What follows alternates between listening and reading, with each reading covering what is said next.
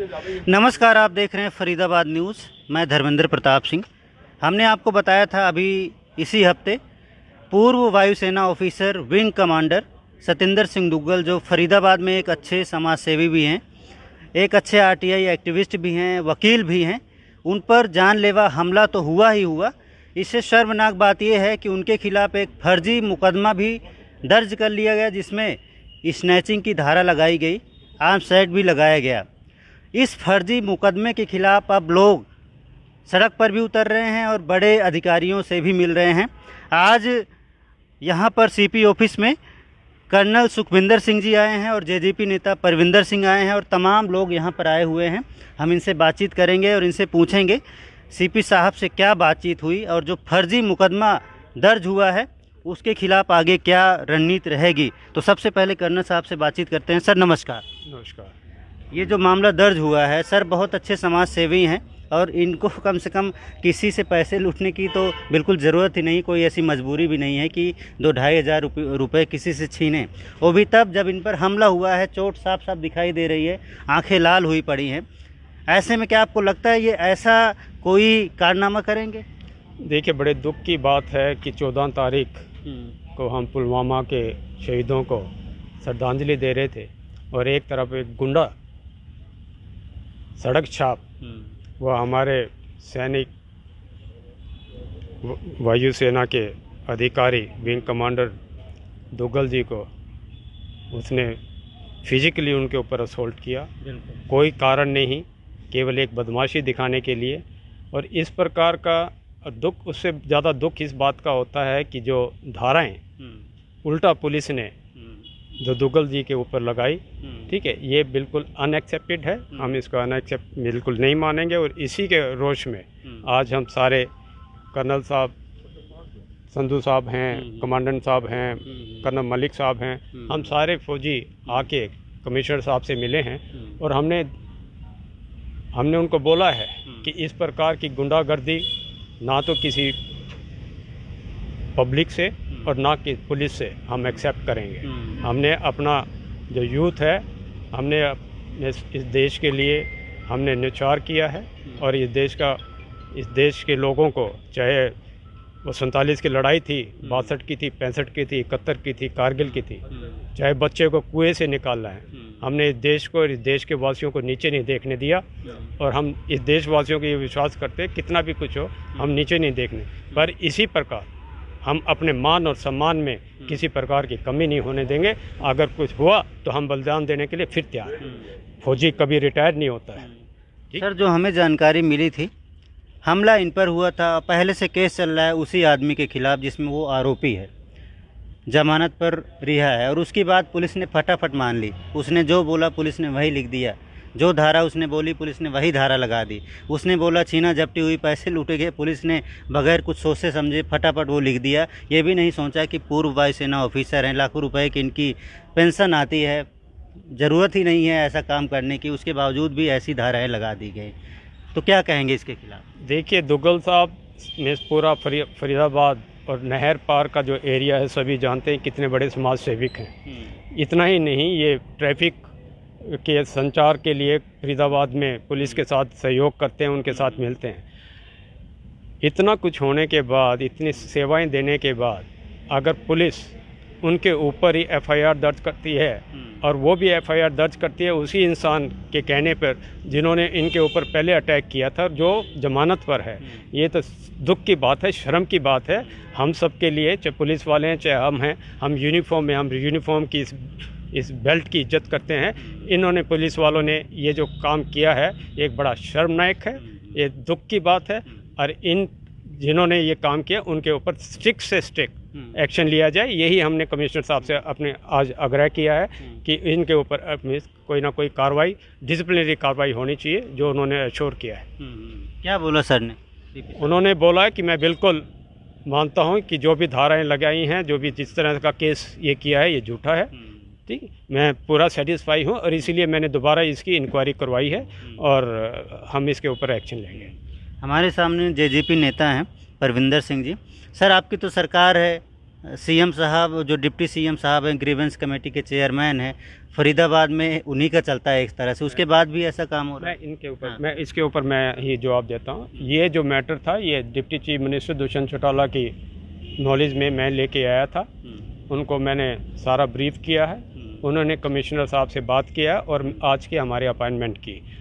दुष्यंत साहब बहुत दुखी हैं इस चीज़ को, और वो बहुत ठीक, उनको बड़ा फील हुआ कि इस प्रकार का कार्रवाई हमारे फौजियों के अगेंस्ट हुआ है। तो जेजेपी पार्टी से जो भी हमें सपोर्ट मिलनी चाहिए थी डिप्टी चीफ मिनिस्टर साहब से, वो हमें सपोर्ट मिली और हमारे साथ सपोर्ट उनका, वो उनका साथ हमारे साथ हमेशा है। ठीक है सर, कुछ कहेंगे सर आप? किसी आम नागरिक के साथ भी इस प्रकार की अगर घटना होती है वो भी निंदनीय है, परंतु अगर यह किसी सैनिक के साथ होती है तो ये एक शर्मनाक घटना है। जितना मान सम्मान हम अपने सैनिकों को दे रहे हैं, जो आज हम यहाँ रह पा रहे हैं क्योंकि वो हमारे बॉर्डर के ऊपर अपना घर परिवार छोड़ करके हमारी सुरक्षा कर रहे हैं, और जब वही सैनिक रिटायर होकर के अपने घर रहने के लिए आता है, एक 62 साल का आर्मी से रिटायर आदमी अपने घर में सेफ नहीं है, तो इससे निंदनीय काम कोई नहीं हो सकता। वह कोई भी व्यक्ति हो, किसी भी तरह का व्यक्ति हो, जिसने भी ये काम किया है वह निंदनीय है। उसके खिलाफ कार्रवाई होनी चाहिए, सख्त से सख्त कार्रवाई होनी चाहिए। पुलिस ने इनके खिलाफ जो एफआईआर की है, पुलिस ने तो अपना काम कर दिया। देखिए उसके लिए हम लोग कितने परेशान हो रहे हैं, कितने लोग विचलित हो रहे हैं कि एक ऐसे आदमी के खिलाफ जो एक समाज सेवी है, उसके खिलाफ इस तरह की धाराएं लगाना कि उसने पैसे छीन लिए, मोबाइल छीन लिया, जो समाज के लिए अपने इतने पैसे देते हैं, और उसको स्वयं जबकि उसको मारा गया है, आप उनके देख पा रहे हैं, उनका MLR है, सब कुछ है, उसके बाद कहा जा रहा है कि उनको चाकू मार दिया। एक आदमी अपने बैठा हुआ है और अचानक उस पर हमला होता है, क्या वो व्यक्ति अपने साथ चाकू लेके चलता है? क्या एक एक्स सर्विसमैन इस प्रकार की प्रवृत्ति का आदमी है कि उसकी जेब में चाकू है और वो अगर उस पर कोई हमला करता है तो उसको चाकू मार देता है? ये पुलिस को देखना चाहिए, सोचना चाहिए एफआईआर करने से पहले, क्योंकि उनकी एफआईआर करने के बाद उसे कैंसिल कराना कोई आसान काम नहीं होता। उसके लिए बात करनी पड़ेगी। बिल्कुल। आप आज हम CP साहब का टाइम उसमें हो रहा है, ACP साहब का टाइम खराब हो रहा है। अगर जो इन्वेस्टिगेशन ऑफिसर थे अगर प्रॉपर उसी समय इन्वेस्टिगेशन करते तो आज हमें इन इतने लोगों को अपना समय खराब ना करना पड़ता।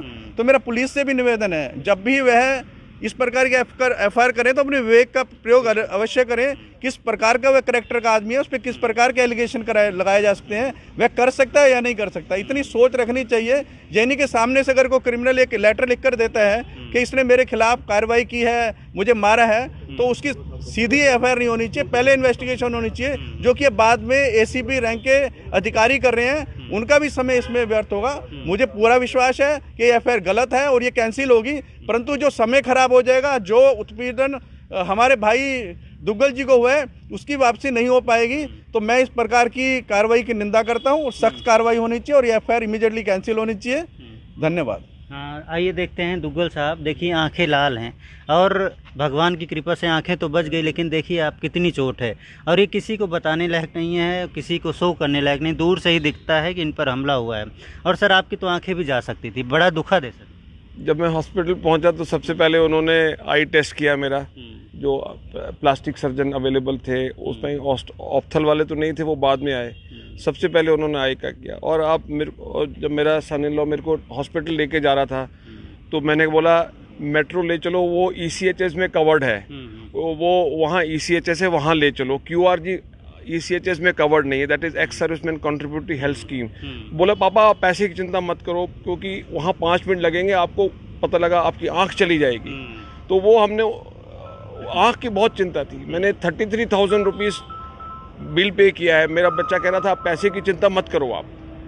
तो ग्रेव थी उस टाइम सिचुएशन, क्योंकि आंख में से भी खून निकल रहा था और नाक में से भी खून निकल रहा था, और अभी भी मैं थूक रहा हूँ तो मेरे को खून निकल रहा है, खून के क्लॉटिंग निकल रही है, उसके लिए मेडिसिन ले रहा हूँ जी। और फ्रैक्चर है यहाँ पर, मेरा अंदर फ्रैक्चर है। लग रहा है जानबूझकर आपको अंधा करने का प्लान था उनका, बिल्कुल मारा गया, टारगेटेड अटैक। जी हाँ बिल्कुल। देखिए एक ही जगह मैं ऐसे लेफ्ट में जा रहा था, वो लेफ्ट से ही आया, उसने लेफ्ट से ही अटैक किया और लेफ्ट आई में ही लगा। देखिए आप मेरे को। अच्छा बताना। तो सर दौड़ भाग तो करनी पड़ रही है आपको जबकि रेस्ट करना चाहिए था।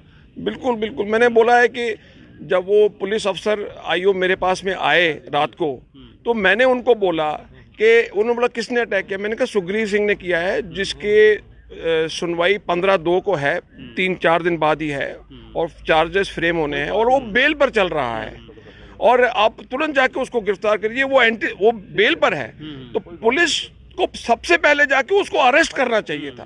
उन्होंने उसको अरेस्ट नहीं किया उस वक्त, उसको सफिशिएंट टाइम मिल गया, वो गया, उसने कट लगाया, जो भी MLR कराई, जो भी कराया, ये पुलिस की तफ्तीश का विषय है। वो 3 घंटे घर बैठा रहा वो अपने, तो उसको सबसे पहले उसको अरेस्ट करना चाहिए था उसको। जबकि जमानत इसी शर्त पर मिलती है कि हाँ। कोई भी वो अटैक नहीं करेगा, कोई भी नुकसान नहीं पहुंचाएगा। आईओ ने एक्चुअली कंटेम्प्ट ऑफ कोर्ट भी किया है, क्योंकि जमानत की शर्त है कि बेल बॉन्ड कैंसिल हो जाएगा, बेल कैंसिल हो जाएगी अगर कंप्लेनेंट या विटनेसेस को थ्रेटन किया जाता है, अटैक किया जाता है। तो मेरे साथ तो हो ही गया, आप खुद ही देख लीजिए आप, और उसी व्यक्ति ने किया है। जी हाँ। वरुण जी, क्या कहेंगे, आपके शहर में ऐसी चीज़ें हो रही हैं? एक मिनट बताना चाहूँगा सर, इनकी वजह से ग्रेटर फरीदाबाद में इतने बदलाव हो रहे हैं। बिजली की समस्या, सीवरेज की समस्या, बसें चलने लग गई हैं, तमाम जो समस्याएं थी इन्होंने उठाया एक एक करके, और अभी बदलाव शुरू हुआ है। और ये उनका भी भला कर रहे थे जिन्होंने हमला किया, क्योंकि वो भी उसी सोसाइटी में रहते हैं, वो भी परेशान है। सीवरेज की समस्या से, बिजली की समस्या से, सड़कों पर गड्ढों की समस्या से सब परेशान हैं। और सर आवाज़ उठाते रहे हैं, जब से जो है लगे पड़े हैं, मैं देख रहा हूँ काफ़ी बदलाव हुआ है। ऐसे आदमी पर हमला कर दिया। देखिए, पता क्या, ये हमारे लिए बहुत एक शर्मसार करने वाली बात है, जो हमारे लिए पूजनीय है। पूजनीय हमारे एक पिता की उम्र के हैं, पहली बात तो, और दूसरा विंग कमांडर हैं, हमारे देश की सेवा करके आए हैं। ये अपने आप में एक तरह से, मैं नहीं चाहता कि इनमें ऐसी गिलानी आए कि कैसे देश की सेवा करी हमने, जो हमारे साथ अंदर देश में ऐसा हो रहा है। तो ये हमारे लिए, मेरे लिए भी शर्म की बात है। हम समाज सेवी हैं, और ये जो है, ये पूरा नेक्सस है जो ग्रेटर फरीदाबाद में चल रहा है, सोसाइटीज़ का, RWS का, और ये बिल्डर साथ मिलके, और वहाँ पे लोकल कुछ मिलके लोग। मैंने एक बार ये टैंकर बंद करवाए थे सीवरेज की लाइन, हमने कई बिल्डरों पे जुर्माना भी लगवाया था। उन्होंने क्या करा, उठा के NGT ने ऑर्डर करे थे कि प्रॉपर्टी इनकी सील कर दी जाए, बिल्डर्स की। उन्होंने इनके घर सील कर दिए, जनरेटर बंद कर दिए थे। सर ऐसा हुआ था दुग्गल साहब, यू नो वेरी वेल। तो और रही बात 379 की, मैं पर्टिकुलर बात करूँ, it's a snatching case. Snatching means छीना और भाग गया। He was there. वो आइडेंटिटी क्लोज कर, डिस्क्लोज कर बुला रहे थे, 112 पे फोन कर रहे थे, पुलिस आई भी है, लोगों ने इनकी मदद की। आइडेंटिटी अपनी डिस्क्लोज, आदमी अपने घर के बाहर ऐसा काम कभी नहीं करेगा, स्नैचिंग करेगा चलते फिरते काम में, अपने शहर में भी नहीं करेगा, कपड़ा बांध के करेगा। Is a non personality. शर्मसार है हम, हमारा फरीदाबाद शर्म है, शर्मसार है अगर इनके साथ ऐसी हरकत हो रही है। और मैं विकास अरोड़ा जी से, मैं यही, is a very good man, very good person, और मैं गारंटी देता हूँ सर, ये आपके जरूर साथ देंगे, और कोई साथ दे ना दे। नीचे वाली पुलिसिंग पे I don't trust, literally I don't trust, क्योंकि ऐसा होता है। मैं भी जेल पिछले 2 साल पहले भेज दिया था, without any charges, you know very well. कोई आवाज उठाता है उसको टारगेट कर लिया। ये एक कल्चर बना दिया है। ये लोग जो है भ्रष्टाचार के खिलाफ आवाज उठाते हैं। ग्रेटर फरीदाबाद में एक माफिया हावी है, मेंटेनेंस माफिया, और बहुत तरह के वहाँ पर करप्शन है, भ्रष्टाचार है, उसके खिलाफ आवाज़ उठाई। सोसाइटी में भी भ्रष्टाचार हो रहा था, इन्होंने हमसे भी बताया था, और उसके खिलाफ आवाज़ उठाई। और जो एक्यूज हैं, जिन्होंने हमला किया, वो सब उसमें शामिल थे। इसी बात की खुंदक निकाल रहे हैं, सर के साथ हमले कर रहे हैं, इनको डराने की कोशिश कर रहे हैं। तो सीपी साहब से आप सबकी यही मांग है, FIR जल्दी से जल्दी कैंसिल हो, इनको दौड़ाया भगाया ना जाए, क्योंकि इनको चोट भी लगी है, इनको आराम करना चाहिए। यही मांग है सर सबकी? जी, सबकी यही मांग है। सर आप कुछ कहेंगे? हाँ, CP साहब से हम मिले हैं। ज़रूर दीजिए सर। मेरा नाम कर्नल यशपाल सिंधु है। हम अभी CP साहब से मिले हैं, और हम इस बात से सेटिस्फाइड हैं कि CP साहब ने इसकी दोबारा इंक्वायरी का ऑर्डर किया है, और पुराने IO को की बजाय दूसरे ACP के थ्रू इसकी इंस्पेक्शन करवा रहे हैं। और उन्होंने विश्वास दिया है कि बिल्कुल निष्पक्ष होगी, और जो भी कार्रवाई होगी पुलिस कार्रवाई करेगी। ठीक है, हमने कई लोगों से बातचीत की, इन सब की यही मांग है। FIR जो फर्जी है, फर्जी बताया जा रहा है, क्योंकि चोट सर को लगी, सर ने पुलिस को फ़ोन किया, सर की मदद की गई, लेकिन दूसरा आदमी वो पता नहीं कहाँ से कट वट मरवा के, पट्टी वट्टी बांध के बोल दिया कि मेरे साथ ऐसी घटना हुई है। अब देखते हैं इस मामले में क्या होता है। पुलिस कब तक इस मामले को ख़त्म करती है, जो विंग कमांडर सतिंदर सिंह दुग्गल के खिलाफ दर्ज किया गया है, और उसके खिलाफ क्या कार्रवाई होती है जिसने इन पर हमला किया। रिपीटेड अटैक है, एक बार पहले हमला हो चुका है, दूसरी बार हमला हुआ है। फरीदाबाद न्यूज़ से धर्मेंद्र प्रताप सिंह, नमस्कार।